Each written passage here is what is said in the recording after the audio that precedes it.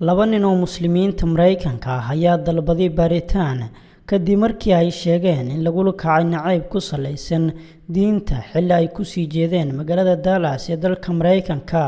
Cabdirauf Al-Khawaalidi iyo Cismaan Cabdallah ayaa sheegay in laga baajiyay diyaaraddii ay raaci lahaayeen kadib markii qaar ka mid ah shaqaalaha diyaaradda American Airlines ay sheegeen in aysan ku qanacsanayn in ay diyaaradda la raacaan raggaas Muslimiinta ah. Sharaf dhax ayay maalinkaas ku ahayd noloshayda, ayuu yidhi Cabdallah oo la hadlay wariyaasha. Mid ka mid ah labada nin ayaa dhowr jeer dhoola cadeeyay xilli uu ka soo baxayay qolka nasiinada ee garoonka, waxaana taasi ay keentay in laga shakiyo labadoodaba.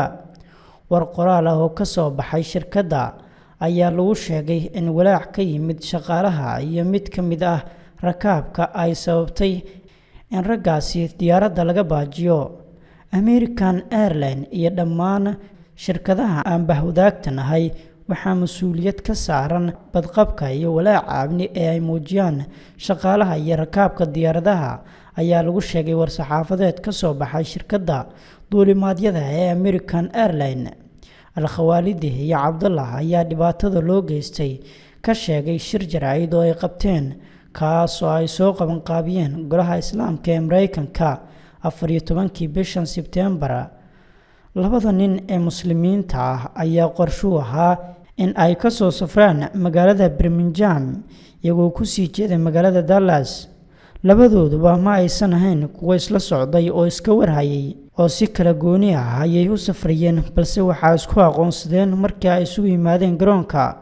Labada nin ayaa arrinkan ogaaday kadib markii shaqaalaha diyaaradda ay ku dhawaaqeen in diyaaraddii ay dib u dhacday, laguna wargeliyay in aysan raaci karin diyaaradda. Markii shaqaalaha diyaaradda ay ku dhawaaqeen arrinkan ayaa Al-Khawaalidi waxa uu maqlay qof ka mid ah shaqaalihii diyaaradda oo leh waxaa arrintani loo sameeyay sababo amni. Xogaha kadib markii arrintaasi dhacday ayaa waxa ay sheegeen inuu yimid nin dhar cad ah, kadibna ay u yimaadeen ciidamo ka tirsan booliska FBI-da Mareykanka. Mid ka mid ah raggii Muslimiinta ah ayaa la geeyay qol gaar ah, waxaana la weydiiyay magaciisa iyo shaqada uu qabto. Waxaa kale oo loo sheegay in alaabtoodii dib loo baari doono. Markii uu Cabdullaahi weydiiyay waxa dhacay ayaa waxaa loo sheegay in shaqaalihii diyaaradda ay booliska u yeereen, ayna ku yiraahdeen kuma faraxsanin in aan diyaaradda la raacno raggan. Sababta looga shakiyay raggan ayaa la sheegay inay ahayd in mid ka mid ah uu galay qolka nasiinada 2 jeer, ayna ka muuqatay farxad xad dhaaf ah.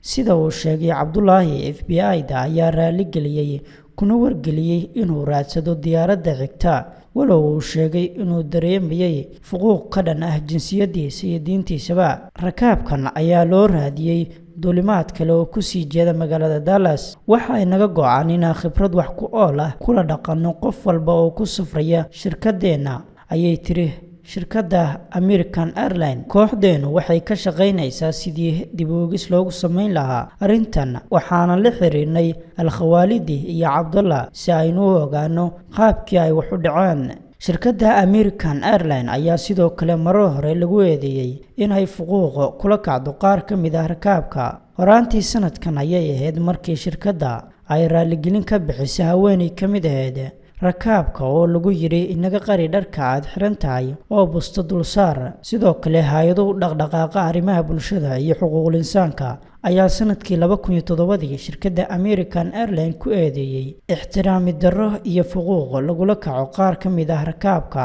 raaca diyaaraddaasi.